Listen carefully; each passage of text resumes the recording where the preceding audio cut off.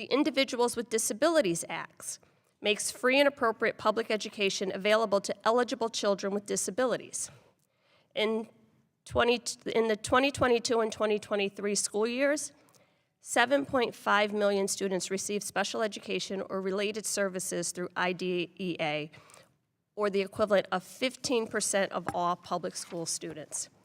Ms. Nelson, can you talk a little bit about what would happen to the 7.5 million children who receive services related to IDEA from the Department of Education and need for us to be advocating for them? What would happen to them if the department is dismantled?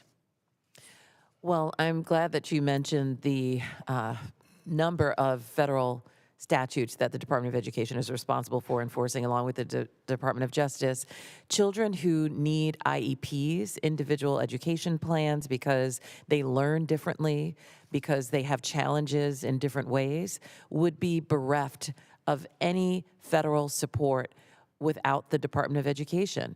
They would have to rely on state and local governments that are often underfunded and often don't have the expertise to enforce federal law. The Department of Education is an absolute necessity to the survival and thriving of this nation's students, and especially those who are more challenged. Have you seen a push for all of these voucher programs and private charter school programs, a push to attract those students? No, and that's the I haven't problem. either. That's the problem with these private schools being funded with public tax dollars. Private schools are not required to accept all students. They often reject students who have learning disabilities or who somehow don't fit the mold of a private school child. Thank you.